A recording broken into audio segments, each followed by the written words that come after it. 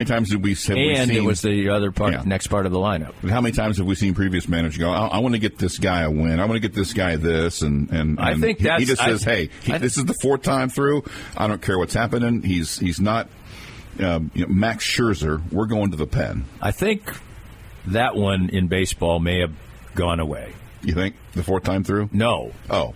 Getting the pitcher a win. Right. I think that you used to see that to a fault. Oh, yeah. I mean, Ned Yost but Ned Yost was just a man of his generation. Yes. And he also knew that one of the reasons they did it is because pitchers got paid for wins. And they would get pissed and or appreciate it, depending on what you do. But you just see a guy, he's clearly on the ropes. And I never could really understand, well, this is certainly his last batter. Well, if you know it's his last batter, how about somebody fresh in there who might get this guy out? Yeah. Oh, good job. You got the out. Woof, woof.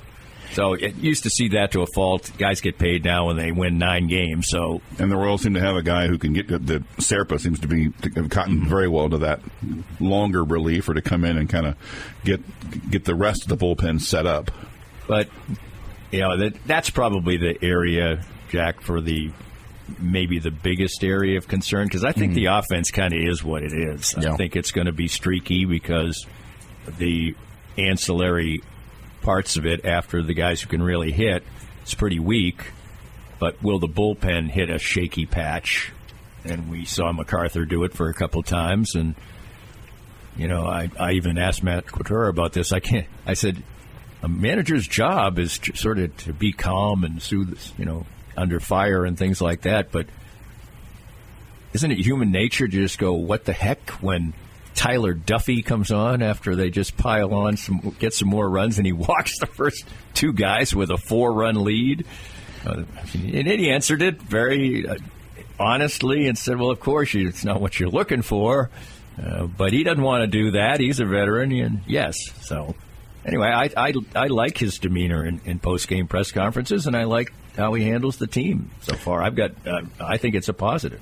I think, too, when you look at the game before, you were out there on Wednesday. I believe the game we're going over. And Tuesday night, I was out there, and that was the epic collapse with 2 outs, nobody on, down to the final strike. James MacArthur gives up a double, and then he walks Gary Sanchez, and then it was Willy Adames with the 3-run home run.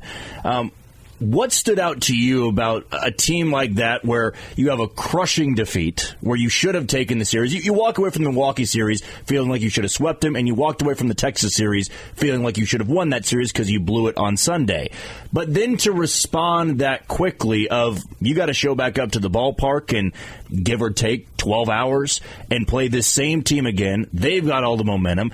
But really in this game, it was the Royals, for the most part, dominating after the first inning. I mean, the first 2 batters of the game, Milwaukee scores. Then the Royals take the lead in the bottom of the first. They never relinquished that lead again. It got close because you said MJ Melendez had to put out at the plate. But can you take away something like that, even this early in the season, where you go, they got punched in the mouth, they fell to the floor, and then in such a quick turnaround, they got back up and found a way to win that series? Not controllably. It got a little bit dicey in the 9th inning, but it shows how different this team is, of course, talent-wise than last year, but I don't know how quickly last year's team responds to a loss like that, where you're a strike away and the other team comes into your house and gets a 3-run home run with the game on the line. I get the sense that they think they're a pretty good team, and that the message from their manager is that each game is an individual thing, and he stresses that a lot, and that it doesn't matter what we did yesterday or whether we won or whether we lost. Today's a new day, and that's a good, that it's easy enough said, but it seems like they do approach it that way, because I think the other part is the Royals have, obviously, as we just chronicled, they've won quite a few games like that maybe they had no business doing it. So, and in this particular game, the other, they forced or the other team sort of just played all fall down, literally and figuratively, in the game. So I think they do have a good mindset. They have enough veterans on the team, probably, who've been through the wars and have expressed that to them. And I think they have a young superstar who's basically... He's seen his teams fail, but he hasn't. Yeah. And he's just sort of a no-nonsense. He's just a ball player guy. Is there a ball he can't get to? That play last night was just insane. I mean, he's 127 feet, said he ran to get that ball. Well, he's fast. I mean that's no question about that. How many shortstops did you see make that catch?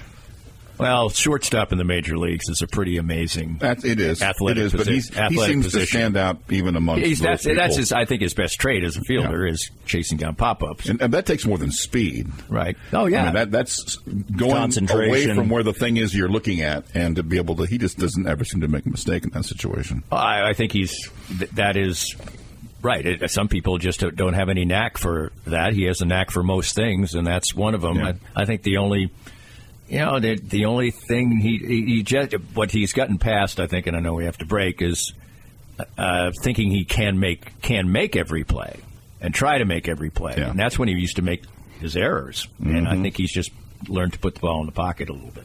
He certainly made it look easy last night against the Los Angeles Angels. Again, Game 2 tonight in Anaheim, 8:38 first pitch. Alec Marsh going to be activated off the injured list to make his first start since he got hit by a comebacker in the forearm against Toronto, I believe that was. But we'll talk a little bit more Royals later on in the show. Let's take a quick break and come back with more Danny Unleashed. More of Danny's Reasonably Irreverent podcast after this. Hey Kansas City, Joe Spiker, Easton Roofing here. Well, it hailed like crazy, and the last thing you want to do is deal with another roofer. So don't. When they show up, tell them you know a guy. An Easton Roofing sign in your yard lets everybody know you want it done right, and it's the best storm chaser repellent you can get. Call us today for a free, no-obligation inspection. 913-257-5426 or eastonroofing.com. Easton Roofing. Integrity matters. We're here at the 23rd Street Brewery with Matt Llewellyn. And Matt, you've got a great menu. You fine-tuned it a little bit. Great beers. There's always something to be had to put a smile on your face at the 23rd Street Brewery. Oh, you bet. And Brian Haney would always say, come have the Haney turkey stack. Bill Self would say, come have the Bill Self pasta. I would say, come have the Bill Self pasta. It's great. Great mac and cheese, buffalo mac and cheese, and we've got a ton of other menu items that you're sure to love. We've got a great brewer who's brewing great beer, and if you like craft beer, our guy's the way to go. And we're making great drinks, too. There's a great new distillery in the state of Kansas called Llewellyn Distillery. My brother's doing that. He makes some great whiskey and vodka and rum, and we're doing all kinds of great drinks with those beverages. Always fun to be had at the 23rd Street Brewery, 23rd and Castle. Come on by anytime and have a good time.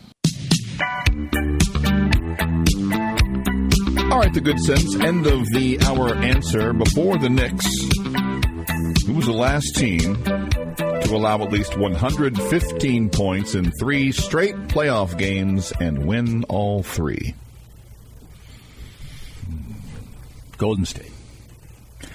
No, but it's got to be a recent. Very close in one regard. It's a team that was playing Golden State? No, it was Golden State in their previous incarnation. Yeah. The 1967 San Francisco Warriors. Rick Barry. Right. And Nate Thurman. They did it get one game against the Lakers and then 2 games against the St. Louis Hawks. That's how far back you have to go for that to have happened. San Francisco v. St. Louis in an NBA playoff game. That was like the last. That must have been the last. I didn't think the St. Louis Hawks were there that late. 67. That must have been their last year. I would think in St. Louis. I'm sure. Because they weren't there much after that. I thought they were. I always think of them as a 1950s team. Second to last year. They went to Atlanta in the 69 season. Right. Okay. And the Warriors went to call themselves Golden State, I think, about 3 or 4 years later. But, yeah, and the only other time was 1963 by the Cincinnati Royals. So they've done something for a while. If we just kept guessing, we would have been there for a while. They've done something you don't do very often. Third time ever. Well, first time in more than 50 years. That kind of thing is probably going to start happening more because they're scoring a whole bunch of points in the NBA. That's for sure. I mean, the Pacers, every game they play, win and lose, is a high-scoring game. very high scoring. I think that's the jarring thing of today's game, too, is also not just the high scoring, but some of the blowouts. Cleveland last night. And we began discussing this during, was it 21? It was during the series with the Bucks and Suns. It was 21, right? Mm-hmm. That because of the three-pointer, so many guys shoot the three, that there are going to be nights when one team's really on and the other team's really off, and you're going to have, because I was looking for a later question, teams that lose by 24 or more, which the Celtics have played in 2 consecutive games, which the margin was at least 24. That is so much more prevalent now than it was at any point in the history of the league. And it isn't just points. And they also admitted after the game that the fact that they were missing a bunch of shots affected them on the defensive end. So if you stop playing defense and you're not hitting 3-point shots, and they were designed. I was watching the game early before it became, and they're saying, well, the Celtics could accept this drive right here, but they want to shoot 3-pointers.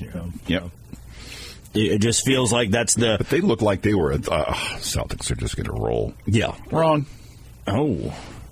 I feel it was a one-off. I feel like it was the one-off last night with Cleveland. I don't know how. Yeah, but that was a. They did it last series though too. Yeah, that's true. So I think that might be it for Cleveland. I mean, I do. And then with New York being up 2-0, Minnesota being up 2-0, and then evened up between Oklahoma City and Dallas. See, the Pacers are favored by a freaking touchdown tonight, though. In Indiana. Yeah, well, I get it's back, but I'm just saying home court advantage. I don't think, considering how the first 2 games of that series has gone. Yeah, I don't. Even though it's at home, it kind of stunned me to see that they're favored. Well, they should have got. Game 1 was the controversial ending with the kicked ball, and there was the illegal screen. I think they're. I mean, and then Game 2 is a little bit different, but. I was more so shocked, even as good as Boston has been. Last night, the spread in that game, with Cleveland winning by 24, was 12.5 in favor of Boston. You don't usually see that's spread that large. Big miss. Playoff game. That's about what it was. Big miss. Well, that's about what it was Game 1 too. Yeah, and that's why I think Celtics kind of easily covered that. Yeah, that's why I think it might have just been the one-off for Cleveland. I mean, Boston clearly per Vegas is so much more ahead of the Cavaliers. But as for some of the rest of these series, I have been surprised by Minnesota, which typically a city that has been so tortured by great teams falling short. They may be right now the favorite by far and away. Maybe there's still time for Gary Anderson to miss a field goal for the Timberwolves. Don't you worry. I don't know, man. I feel like I might be completely buying in to Minnesota. All I know is when you watch them play, you're like, my God, that team is big. Yes. Yes. They're so big. Yeah. And they have, and it seems like sometimes they have an extra guy on the court. You're like, how? Because they're so big. Yeah. And then you've got one of the best pure scorers right now in the playoffs left in Anthony Edwards. I would like to buy in as much as I can, but then also you look at somebody like Oklahoma City, who up until last night had kind of been dominating their way as well. But I think the Western side is showing more of the close competitive outcomes than really on the East side. Maybe I'm just playing into the recency bias, being a prisoner of the moment of Cleveland winning by 24 against Boston. But it certainly will be something to see how it plays out.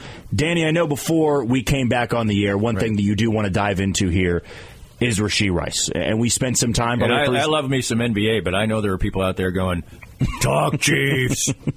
Yes. Every second of the day. We were looking for the way to segue. That's right. That was a good one. A good one. We had to use the play on of words there. Speaking of a one-off. You've got thoughts here that you've been wanting to convey, and we're just going to give you the platform here for what's been going on with Rashee Rice. Less than, 5 or 6 weeks, 6 weeks from the drag racing incident, you've got this nightclub incident. How do you think the Chiefs handle this? How do you think the NFL handles this? And what do you think Brett Veach is thinking right now with his very talented wide receiver? Well, I think he's probably, you were talking about it before, and the fact that Brett Veach, doesn't panic, doesn't do this, doesn't. Well, of course he doesn't. They win. They win all the time.